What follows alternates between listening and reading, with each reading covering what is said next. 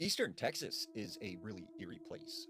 Now, this story comes out of a place near Tyler, Texas. There was this man named Nate, and Nate said this one weekend, him and his buddies decided they were going to go camping. The first night they're out in the woods, they start hearing coyotes, and they could hear this howling sound all around their campsite. And all night long, they kept hearing these howls. Well, the next day, Nate decides he's going to go out into the woods and look for some firewood. So he makes his way out down this trail and he ends up getting lost. And for like 2 hours, he cannot find his way back to the campsite. So he decides, I'm going to climb this tree and see if I can see the fire from our campsite. So he gets up in the tree and he can see out, a good distance. And he happens to see the smoke coming from where their camp is.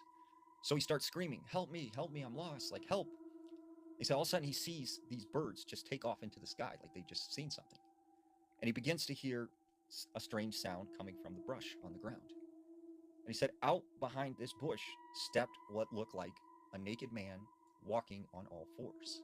And he said it was just very animalistic like. And this thing crawls up to the tree that Nate is sitting in. And he said when it got to the tree, it started sniffing it like it had picked up a scent.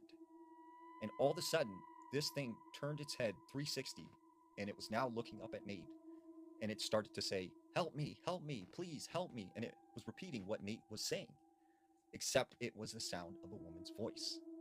And he said he started screaming again, like, help me, please help me, like screaming for his friends. And he said finally, this thing just took off into the woods and he hears some more noise. And there's his friends coming up to the tree. And he's like, look, there's something out in the woods. Like, I was lost. And like, we need to get out of here. We need to get out of here.